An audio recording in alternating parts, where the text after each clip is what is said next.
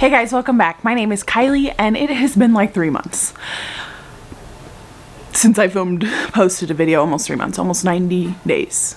It's like 87 when I checked. That is crazy. And I made a list of what I wanted to tell you so that way I would not go off on any crazy tangents because I have a tendency to do that. But I just wanted to catch up with you, film a catch-up video before we get into other videos and kind of just go from there. But I wanted to just tell you what's been going on, which isn't much, just regular life. But I feel like it's awkward to come back and not say anything and just get into like what I'm growing this year or something, you know, like garden stuff or homestead stuff. I don't know. I just felt like an update was needed to catch up and see how you are doing and let you know how I am doing. I'm doing really well. I am in my living room right now because it is cold. It is 25 degrees out, which is not that bad.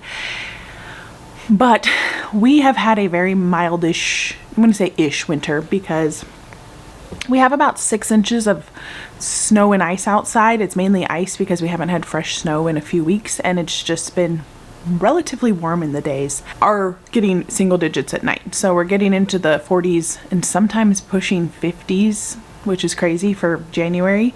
We do, Central Oregon where we are in the high desert, and we do tend to have like what my mom has called the January thaw. I don't know if everybody calls that here. I just know my family does. And it typically seems like we warm up in January.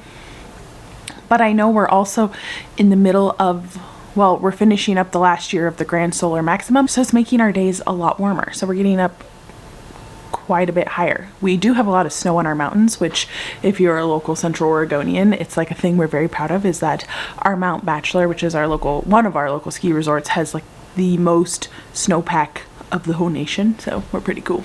And we've had record-breaking snow amounts in all of the surrounding mountains. So they're getting a lot of snow up there, which is good for droughts. We still have 6 inches of ice, which is not fun for farm chores or farm life or walking to the car or doing daily tasks outdoors, but which is good for our ice rink. So we have a homemade ice rink and it is our best year, except I haven't made a homemade Zamboni, which it's been on my list forever. It's just never in the tasks I give myself. It doesn't make it high on the priority list.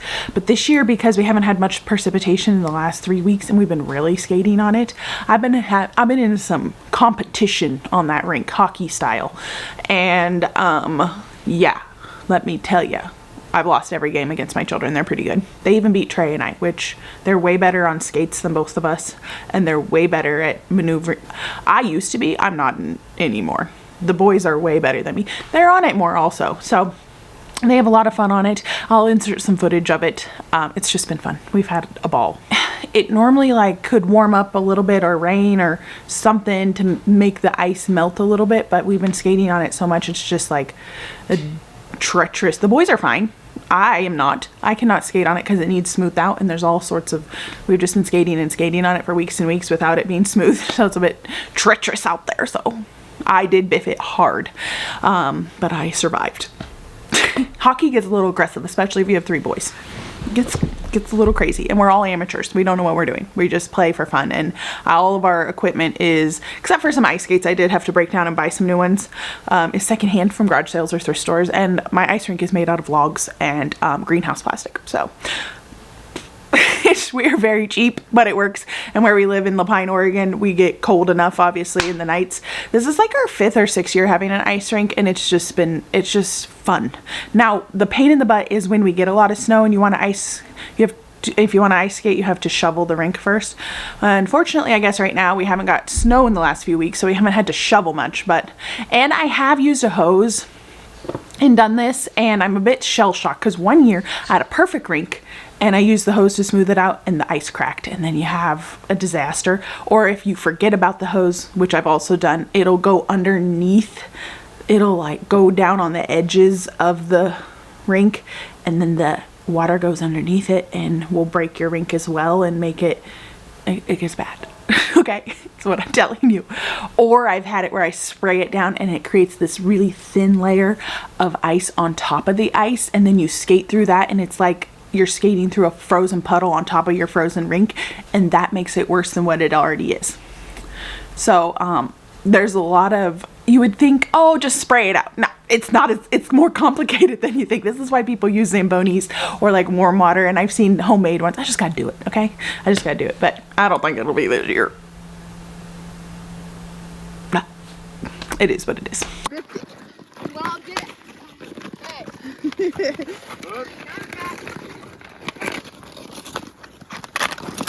Wow! Rocks everywhere. Nice one, Vin. That was a good one. I've seen him do like this.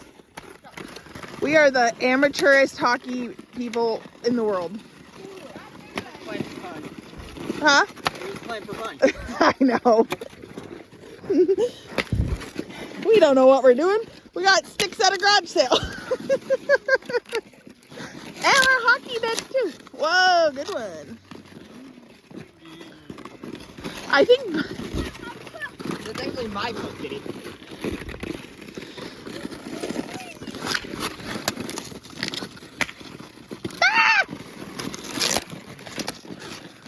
Okay, so anyway, that was not on my list to stay on track about the ice rink, but I think it's fun and it's been a fun winter activity. So since I last saw you, I think it was early November. I have a cat crawling up the chair. What are you doing, sir? I don't even know who it is. We've had the holidays, obviously, which were wonderful. Oh, it's Bobs. You're wet, Bobs. Which were really wonderful. We had very small Thanksgiving this year. It was nice. It was really nice. What else? Christmas was great, and I had surgery, if you missed that, but I had a major surgery, and my surgeon had told me, dishwasher if you hear that, she had told me that once I've healed, I would have a whole new lease on life, which has been 100% true. So between Thanksgiving and Christmas is really when I went gung-ho, which was probably good, but I probably went a little too gung-ho because after Christmas, I wore myself out to the max and just needed to be in bed for like 5 days. But we did so many home projects and got a lot of home projects completed, and I was working from sun up to sundown because I just wanted to complete stuff. It was nice. Just cleaning. We've owned our farm for almost 10 years. It'll be 10 years this spring. Technically, we bought it in March, but we didn't move into it until May because we were living in West Virginia and didn't want to trek across in the winter. And also, as far as my husband's work went, just give him a buffer to get here. And so we've almost been here for 10 years, which is the longest I've ever lived anywhere in my entire life. Actually, it was the longest I ever lived anywhere in my entire life when we hit over 5.5 years. This year is the landscape year, which was supposed to be last year, but with my health issues, I just didn't have the energy and didn't know what was going on with myself. And now we know it all makes a lot more sense. But it is time. We need some serious landscaping. I want it to look really nice around my house. I'm actually going to film all of this. My husband wanted to hire a landscaper. He's like, Kylie, it's been 10 years. We haven't done our landscaping in 10 years. I think we've given ourselves enough chance. And I said, wait a second, because let me defend myself. So the first two or 3 years that we lived here, we both worked full time. We didn't have much money. And what money we did have, we put into fixing up our home because we bought it as a foreclosure and it had been sat empty. Okay, it needed a lot of stuff. I mean, like, it needed a lot of help. Then, after that 2 or 3 years and we got it how we liked it for then, we adopted all 3 of our boys at one time. And if you want that's a big deal, okay? And that took up a lot of time. Never been a parent before, adopt 3 kids at once. It was crazy, as you could imagine. So to just like establish that as a family, and we still had work to do around the house, and then I started the gardens and the homestead and the milk cows, and we've established gardens around here, and then we put up the high tunnel, and then last year, which was our 9th year, told you it was the plan, but then I had my health issues and I had major surgery and I had all these things going on, and so it just wasn't the year. And now I'm like, this is the year. I got no health problems, Lord willing. I also have no we did our big house projects this winter, and I do have a few more. We had some damage in the kitchen floor from a fridge that the hose was leaking and damaged our wood floor, so I do want to do that. But I figured during the heat of the summer, like the heat, when I do not want to be working on landscaping, when it should all be done and we're just maintaining and watering and doing all of that, I can work on inside on my floors in my kitchen and doing some switching up with that. But I was like, I got one more year. If I don't have it one more year, let's pull the plug. Let's play the big bucks and do the landscaping. So I'm going to give myself 1 year, 10th year. We're going to get landscaping looking good. We have a lot of variables because we have extreme cold in the winter typically. We have extreme cold in the summer. We can freeze in the summer. We have deer out the yin yang. There's rabbits out the yin yang. And we have a lot of pest pressure and weather variables. So it is a little bit difficult, but I think it can be done. I know it can be done. I've seen other people's. You just have to grow the right things and do the right things. We can do it. We can make it look pretty. Grass is hard to grow, but I can do this. So this is my year. I'm giving myself 1 year, and hopefully I think I convinced my husband too as well. Because my theory is don't pay a landscaper, and that money can go into more plants for the landscaping. That's my theory, okay? Also, so that was also not on here. I'm getting sidetracked, people. So we were doing house projects out the yin yang, and when I wasn't doing house projects, I was working on crochet projects, which I had talked to you. I'd been doing like ear warmers last time I talked to you, and maybe some hats. But now I've graduated. I got all sorts of things going on. I have a project sitting here I haven't started because I'm nervous. This project in this basket is a blanket, and it's really pretty. It's a crochet blanket, and it's like a rainbow, and it's called Painted Anemones flowers. I'll see if I can find a picture. If not, you can Google the Painted Anemones. I paid for a pattern. This is the first pattern I've ever paid for, and it's beautiful, and it's quite detailed. And so that'll be a challenge, but I'm really excited and looking forward to the challenge because I've been doing a lot of basic projects, and I'll show you some things. Well, actually, this is my most involved project, but I'll get to that in a second. So with my downtime from having surgery and then the holidays, but then also working like a dog, when I would rest, you ever have trouble just sitting and relaxing and you need something to do with your hands? Yeah. Well, crocheting has been that for me. And some projects, oh, here's an ear warmer. Just our simple ear warmers. Just very, very simple. This one is quite warm. I made about 100 of them, and I've gave them to a multitude of people. If you came to visit me after my surgery, you probably left with an ear warmer. Or if I hung out with you quite a bit outside of the home during that time, you probably had an ear warmer. I made them we have a Christmas Eve party here, which is why there was such a rush to get my house projects done. And I made an ear warmer, and I've been making these cowls. I think that's how you pronounce it. Oh, I need to tie in the ends. I hate tying in the ends. But this is the latest one I made. And all you do, and then it's warm. So this one I made really tight because I wanted it to be to go under my sweater for a reason I'll tell you about in a second. But this one is my tightest one. I have a longer one. Oh yeah, and this is the little bean stitch. And I have a green one. I have multiple for multiple colors. And they all have ear warmers that match them. Oh, except for this one. But I figured it was colored neutral, so I could wear it with my red one or my green one. And I thought I had a blue one. No, made that one for my sister maybe. Anyway, my mom, I made I think my sister and my mom these, and my women's gift one of these cowls. They have been I wear these all the time. Whew. But the I made the basket they were in too. I made this basket. It's out of scrap yarn. There's a pattern. I'll leave it down below. The gal I follow, I found it on YouTube, and she just used scrap yarn. I made a basket for my kids' hat and gloves too that goes in the mudroom, and they just stick it in so we find them all, because I'm like the glove Nazi. If you got to return your gloves. Actually, I've been a little lackadaisical. Gloves are a problem. So I made this basket for myself because I was getting out of control with all my winter gear. And Trey was like, Kylie, you're getting out of control because you're taking up all my space. So I made myself my own basket. Now he needs a basket, apparently. So I'm talking a million miles an hour. I can feel it. Okay, I got a comment on a video this week that says, you talk too much. And then I'm like, yeah, well, it's YouTube. What do you expect? I'm by myself talking to a camera and you're watching my video. What do you want me to do? Sit here and be quiet? I'm also very sassy. So anyway, okay. This is my biggest project I had ever done. It is a shawl. It is an Outlander shawl. It is based off Claire's shawl in the Outlander series. And, but I did different colors because I wanted green and then I did a brown striping. So this is my most involved pattern. It's a huge cowl so you can like flip it over and layer it and do all sorts of things. I'll model it for you. Oh yes. And then the ends, excuse me, I'll move you back.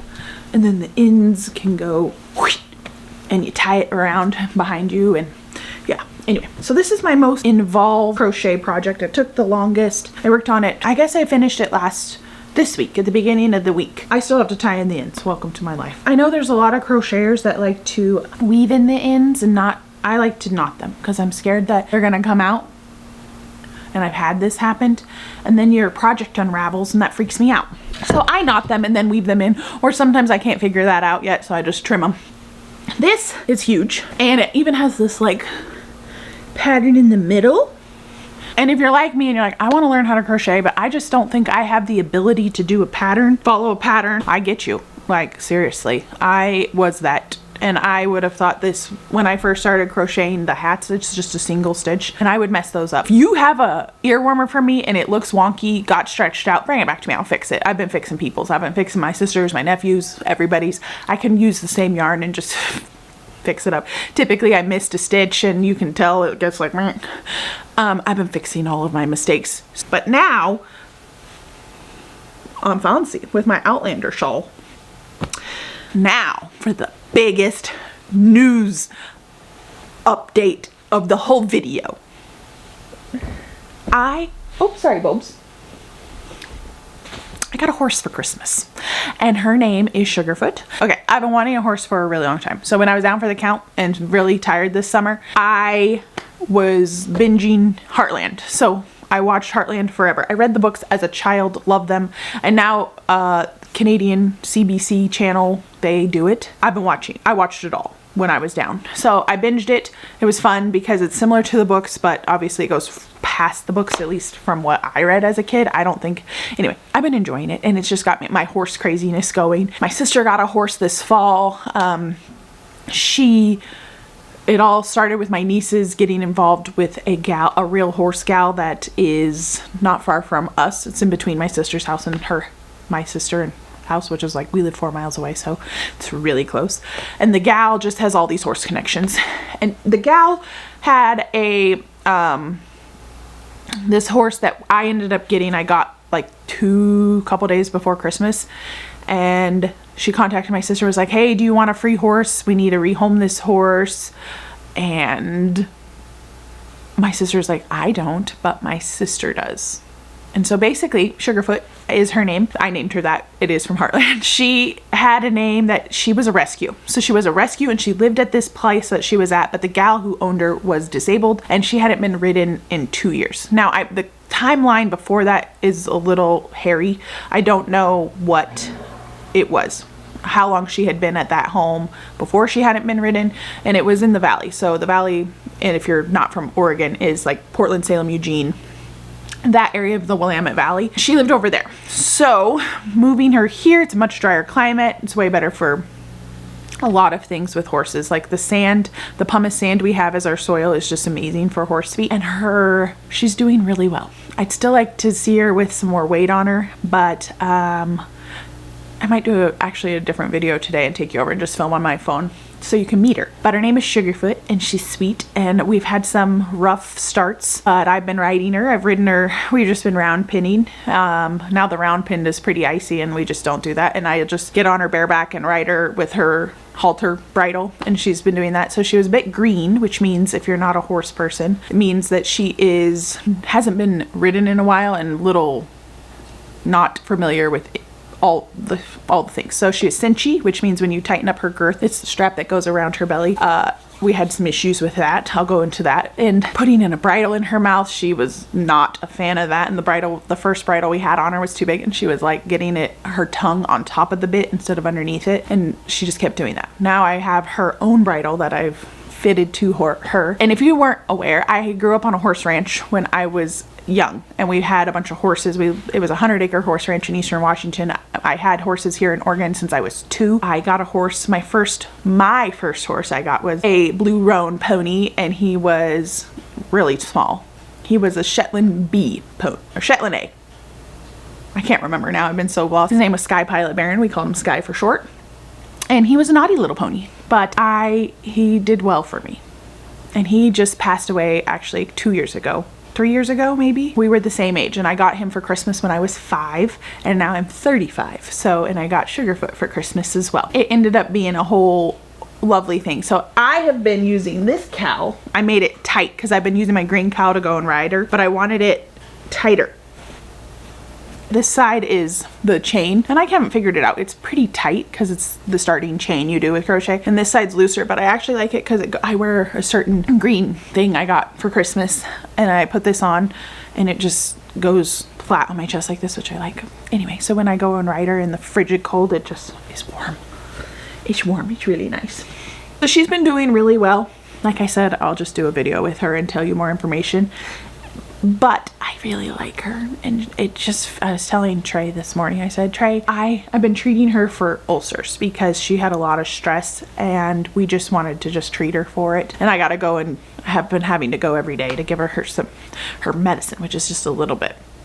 And every day I've been going since we got her. So at least if you cup 1 to 2 times a week to work with her, but it's hard in the winter. It's just kind of hard, but I want her to know who I am, and so I go. But it just feels like a void in my heart that I didn't know I was missing until I have her. It's been a lot of fun having a horse again, and it'll be a lot more fun when it's not frozen solid outside and my sister and I can go trail riding. We're keeping her over at my sister's house with my sister's horse because she has a horse and needed a buddy. She had my cows over there and she was trying them out, and just milking a cow is not her thing, which is fine. So we brought them back.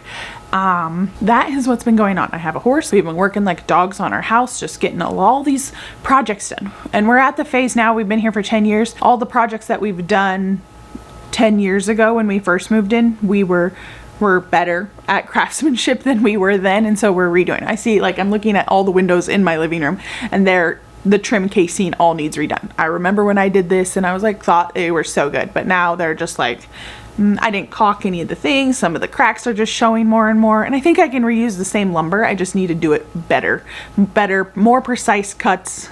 Sometimes even I'm like, it just needs a whole new board because there's like a gap, and I'm like, what was I thinking? But now we're at the point where we just need to replace stuff, landscaping. And as far as gardening goes, even though it's January, I have my seed. I started some seeds, and I'm going to do a whole video on what I like to grow for our climate and stuff like that. But right now, if you are in La Pine or wherever, I have started my onions inside, shallots, leeks, and shallots is the priority this year. I really want to grow a bunch of shallots to have throughout the winter. The more and more I get into cooking, the more and more you need shallots. And I have just been using the onions because I have onions, but I like the flavor of shallots. And so I have tried, there's like every year I have like a vegetable I want to hone in on and really do well. And in years past, it's been garlic or carrots or onions or cabbages. This year it's shallots. I want to get it down good, and so I'm doing what I can to start them well in here. And then I have peppers started in here. Now I don't have my heat mat underneath them. I'm gonna get my heat mat. I do baby them.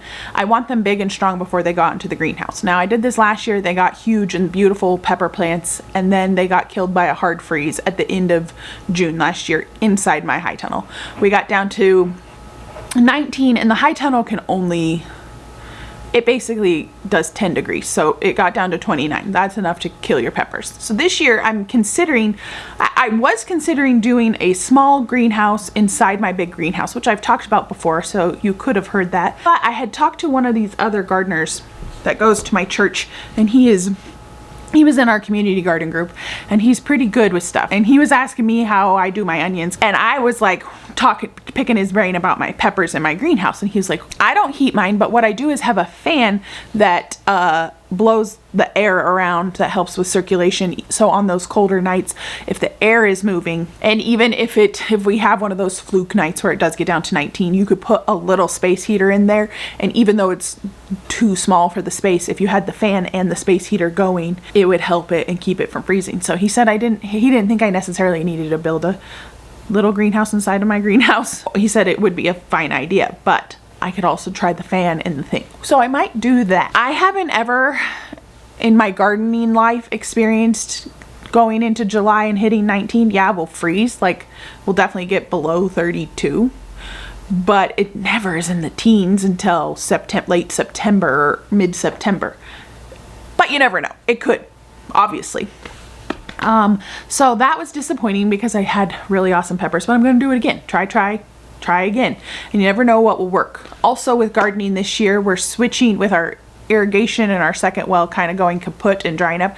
We don't know if it's actually dried up or if maybe the pump went bad. So we got to figure that out.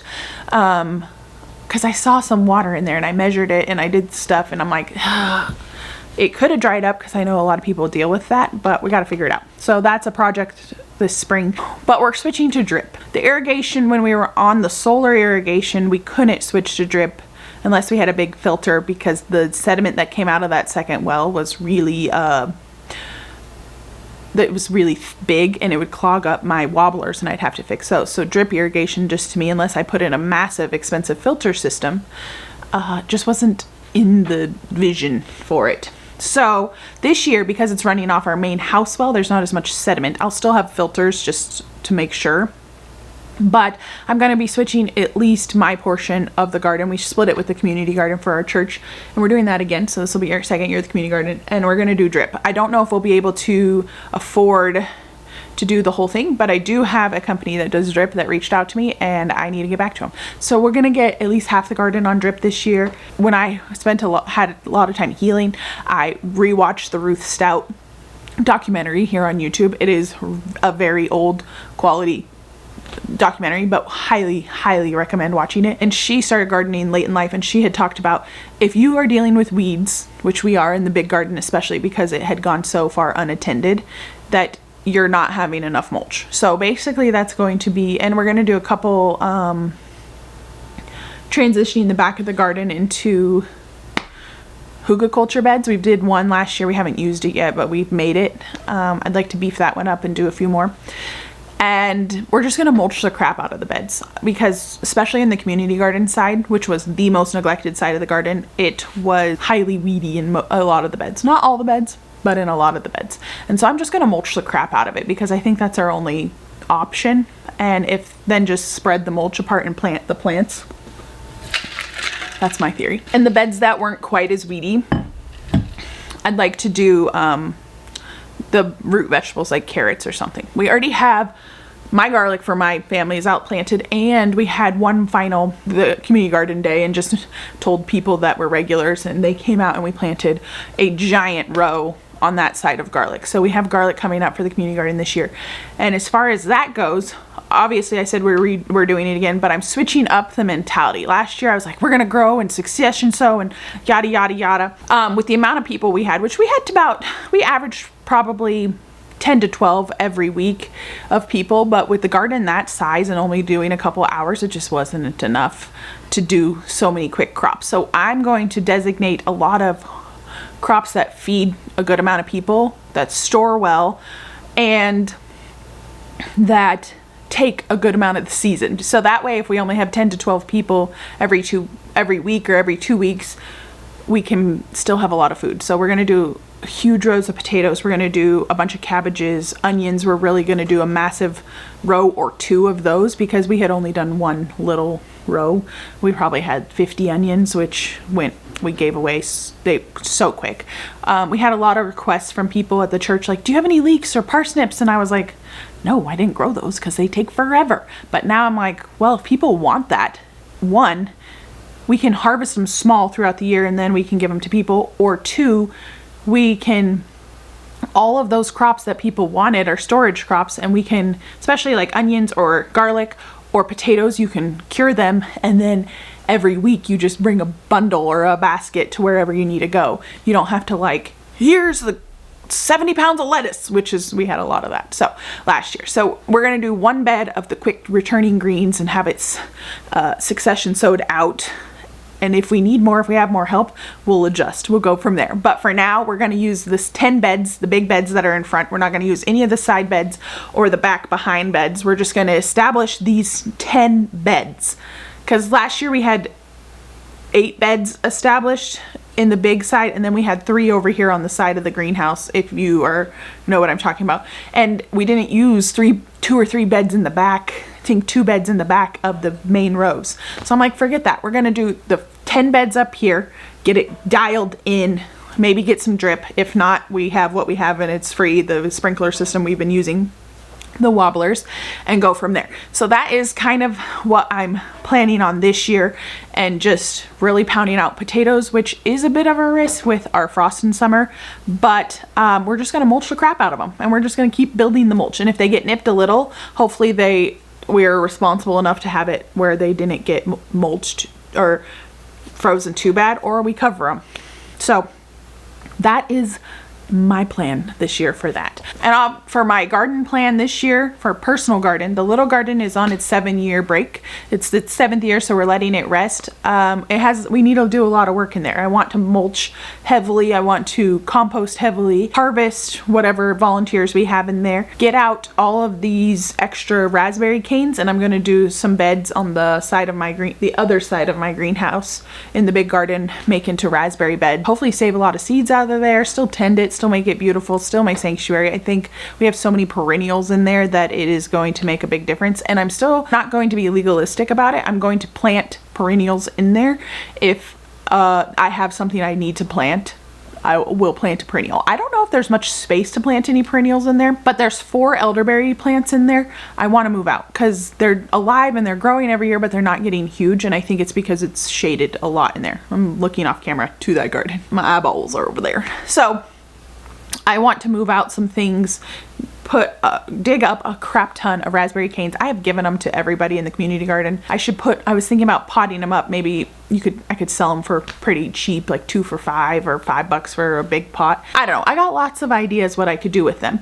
And then I could transfer them over to the big garden, then have I'd like a couple big rows. The goal of my raspberries, I'd love to be able to have so much where we have fresh eating all we want, and put up a ton of jams and jellies and enough for pies for the holidays. That's my favorite, especially if it came from my own farm. That would be lovely. And I know transferring them this year won't happen, but I'm hoping for a big harvest out of it this year in there, because the cows mowed it down, and after the cows got in and mowed all my raspberries down, they bushed out like insanity. And I think all of my varieties produce berries on the 2nd year canes, so I'm just gonna let it go crazy and keep it contained and transplant out and make it look good. But I think we're gonna have a good harvest out of that little garden. So that's on its 7th year rest. We got to focus in on the high tunnel, which got neglected last year because well, I lost all my tomatoes, I lost all my peppers, I lost all my beans. We had grasshoppers out the yin yang in there. It was like the plague. But I think it was the Lord knowing I wasn't fully healthy, and I was really pushing myself because I was like, I just need to get back in shape. And in reality, I was just sick. And so and then we planted potatoes in there, and then those froze, and it was just a disaster. So that high tunnel, we just watered and kept the trees alive. We lost my peach trees. I thought I could get away with zone 6s inside the high tunnel. I cannot. I have to go to zone 4s. Now the guy I was telling you about, the garden guy from church, he has fruit trees in his high tunnel. And he says he only heats it when there's blossoms on the trees, because we can freeze in the high tunnel and the blossoms and you don't have fruit. His plants were loaded. He had so much fruit off 2nd year trees in his high tunnel. So, and he says he doesn't go above the zone 4 in his greenhouse. So it's really awesome gleaning off other gardeners and figuring out what people do around here. Because our frost in the summer, it's hard to grow fruit trees. I do have some planted outside, and I'm going to get some more, and I'm going to plant those outside, because there is a gardener gal near us that has she grows her apple. She has established fruit trees, and she gets fruit off them most years. So it can be done. It's just difficult. And you got to grow fruit trees that are late bloomers if they're outside. So that way if they blossom in July or August, you're more likely to get fruit because there's less likely to be frost in July and August. Those are like our 2 months where we have a chance. So the big garden we're going to be focusing in on and doing drip and really automating systems around here. And the high tunnel I'm going to put on drip as well, Lord willing, and plant up again. So we'll just work on those 2 things, those 2 gardens, and maintain that one and the landscaping. So we still have a lot of work to do, but it's going to be broken up in chunks. I think it'll be glorious, hopefully, Lord willing. At the end of last year, after all of my health stuff and I had a lot of cancer scares, I went and got all my moles checked and went to the dermatologist because I was like, if I have any chance of cancer, because we had a massive scare with my ovarian cysts and all of the things that were involved in that, and thank the Lord I'm cancer free, but I was like, I want to make sure all of my moles and everything is taken care of, that I know. I just want to know if there's any chance, because I had some marks on my nose that I thought were was something. I have like a red splotch, and it turns out it's not. I have no cancer. The dermatologist looked at all my moles and looked at all my concerns, and not cancer. I could go and get this lasered and get my moles removed if for vanity purposes, but not for. They're all fine. I'm healthy. No cancer. Thank God. So I did all that, and I was really nervous about going to the dermatologist, but I was like, I'm going to bite the bullet. It's something that concerned me, especially this spot on my nose, because I am a gardener and I am out and about, and I try and wear hats and I try and wear sun protection, and I have love it or hate it.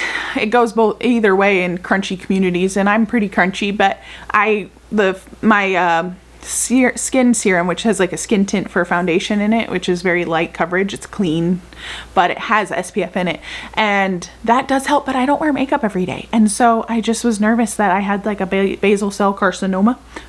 I think that's right. And I go in and I was like, I just wanted to get all my moles checked, and she knew that, and she's like, and I have this spot I'm really worried about. And she's like, what, you thought it was a basal cell? And I was like, yes. She's like, nope. That is a this and this and this, and you can go here and you can get it lasered if you want for like $100. So I actually might do that, because this one is the one that bothers me the most. Like, makeup doesn't stick to it. So that is that. I have no cancer. My moles are all cancer free. I am cancer free. I just, when you like, I encourage you, if there is something going on, because I noticed now looking back, it was spring planting, and I noticed I was uncomfortable, but I had a lot of stress in my life. Go to the freaking doctor. I don't love going to doctors. I don't know anybody who does. I guess if you're a hypochondriac, maybe you're like, woo, doctors, I gotta go and check it all out. But I do not like going to doctors. It's not a comfortable thing for me to do. And typically I don't also want to go, because typically there's a crap ton of sick people there, and I don't want to be sick if I'm healthy. But if you notice something is off in your body, you gotta go. And I should have gone sooner, but I didn't.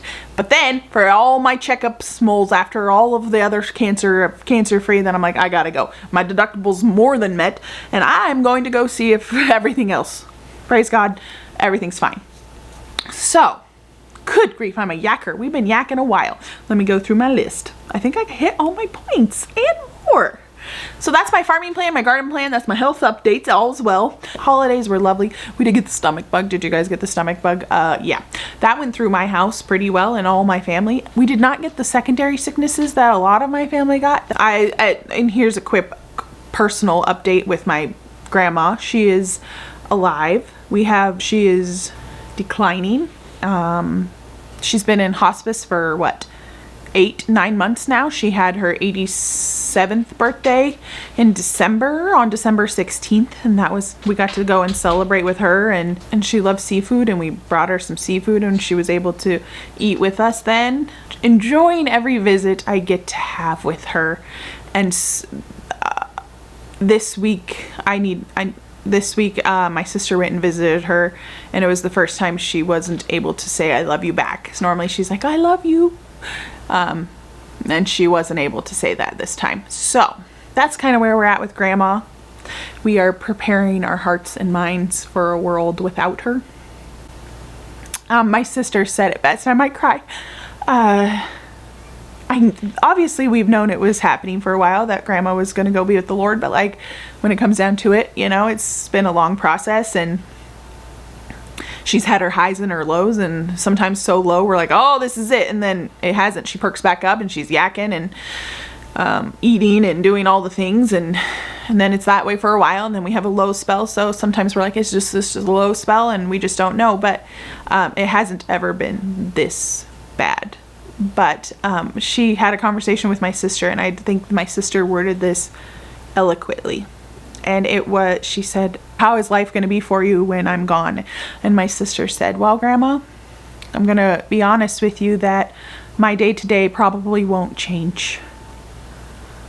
Because due to some choices my grandma's made, she's really kind of isolated herself even when she was healthier. And she said, but it will feel like there's a piece of me that is not on earth anymore, like a hole that won't be there. And Grandma thanked her for her honesty. And I feel the same way. Like maybe my day-to-day won't change. I'm still in the thick of homeschooling and thick of raising boys and being a wife and a homesteader and gardener and all the things that go with that. And maybe my day-to-day won't change, but there will be a piece missing. So that is my life update and what is my plans for this year. And I think it'll be a wonderful year, Lord willing. You never know what's going to happen. You just never know. I would have been sitting here talking to you at this point last year, and my grandmother wasn't on hospice. My mom hadn't gone through all her surgeries and stuff. I hadn't gone through all of my surgeries. My mom, it was just me and my sister. My mom, my sister, my father, and I all had surgery last year. 2 of them, my sister and my father, were for kidney stones. My mom and I's surgery were more invasive and for more serious things, but kidney stones, Bethany and my dad had surgery they had very painful kidney stones, and so it was the 4 of us, which is insane. I wouldn't have thought that all 4 of us would go through a year where we all had surgery in 1 year, and Bethany and I had never had surgery before. You just never know what the year is going to hold, but I am praying that this year is going to be a wonderful year, and even in the seasons of hard, we come out more fruitful. So, well, thank you all for being here for this video and this catch-up. I've got some videos coming up about my favorite things, and obviously let's go meet Sugarfoot today. She needs to gain some weight, so keep that in mind. But she's a cutie pie. So thank you guys again so much for following along with me and being here. Even though I haven't been here for almost 90 days, I thank you guys. And I'll see you very, very soon on my next video. Bye, guys.